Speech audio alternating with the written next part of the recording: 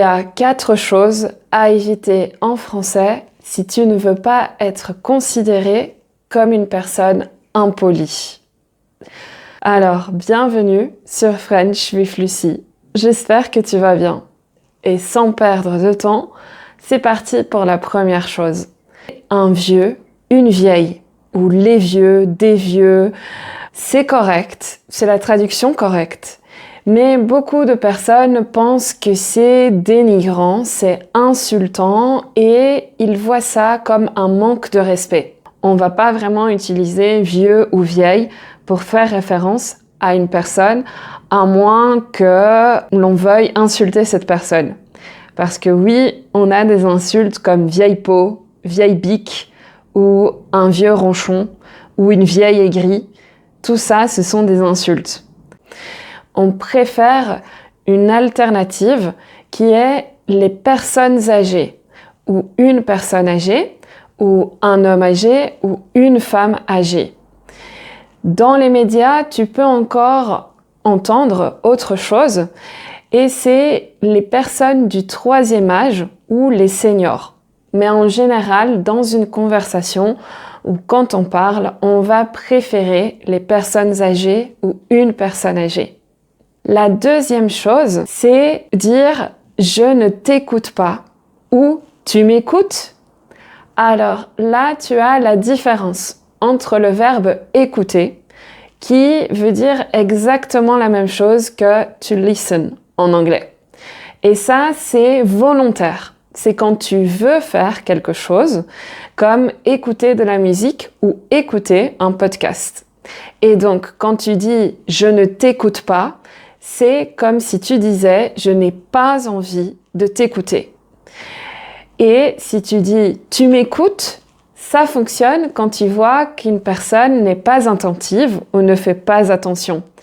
Mais si tu veux, par exemple, poser cette question pour voir s'il n'y a pas un problème d'audio ou de micro, on ne va pas utiliser le verbe « écouter », mais on va utiliser le verbe « entendre » qui est aussi exactement la même chose que « to hear » en anglais.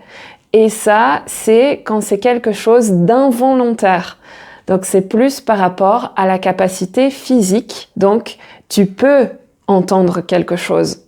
Et donc, par exemple, si tu as une conférence en ligne, une réunion en ligne ou un appel vidéo, en général, on va dire « est-ce que tu m'entends ?» ou « est-ce que vous m'entendez ?» ou « je ne t'entends pas » par exemple. Je pense qu'il y a un problème avec le micro ou l'audio. Et donc là, c'est entendre. Ensuite, la troisième chose. Ça, c'est quelque chose en commun dans plusieurs langues. C'est « je veux ». Il faut absolument éviter de dire « je veux » quand tu veux demander quelque chose à quelqu'un. Quand tu es dans un commerce, par exemple, ou au resto, dans un bar. On va jamais dire « je veux ». C'est exactement la même chose qu'en anglais, la différence entre « I want » et « I would like ». Et donc là, on va dire « je voudrais ». Alors, en général, comme on est plus pressé et on a moins de temps, quand tu es dans un commerce, dans une boulangerie par exemple, on va même plus vite et on ne dit ni « je veux » ni « je voudrais » puisque la boulangère ou le boulanger va directement te demander « bonjour, vous désirez ?» ou « bonjour simplement, bonjour, un croissant et un pain au chocolat s'il vous plaît ». Et là, c'est plus rapide et ça reste poli puisque tu as le « bonjour » et « s'il vous plaît ». Au restaurant, tu peux aussi avoir des alternatives. Par exemple, tu peux dire « je vais prendre un steak frites ». Ou s'il y a plusieurs personnes à table qui commandent, tu peux dire « pour moi, ça sera un bœuf bourguignon, s'il vous plaît ». Et donc là, tu as ces 3 options. Mais « je veux » pour demander quelque chose à quelqu'un, jamais. Ça, tu peux l'utiliser, évidemment, quand tu veux parler de quelque chose par rapport à toi-même. Donc, par exemple, je veux créer ma propre entreprise. je veux créer mon entreprise. Là, ça marche parce que c'est un souhait personnel, mais pas pour demander quelque chose. Et la dernière chose, la quatrième et dernière chose à ne pas dire en français, si tu ne veux pas être considéré comme une personne impolie, c'est quoi? Et je pense que c'est aussi la même chose dans plusieurs langues, dans beaucoup de langues. Donc quoi, c'est what. Et ça, c'est possible quand tu es avec des amis. Tu peux dire quoi? Qu'est-ce que t'as dit?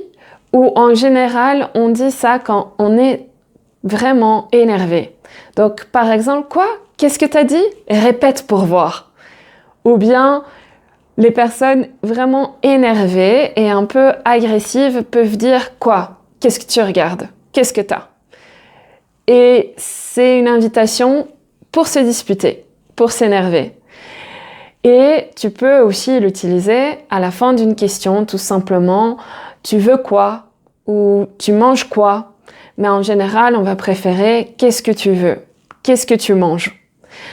Mais si tu ne comprends pas ce qu'une personne a dit et tu veux dire quoi, évite. C'est pas joli. Plutôt, tu peux dire comment? J'ai pas entendu.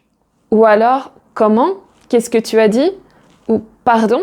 Est-ce que tu peux répéter s'il te plaît? Voilà, ça c'était les 4 choses à éviter en français et leurs alternatives pour être plus poli et plus respectueux. Est-ce que c'est la même chose dans ta langue? Dis-le moi dans les commentaires. Et si tu veux apprendre encore plus de français avec moi, abonne-toi. Ciao!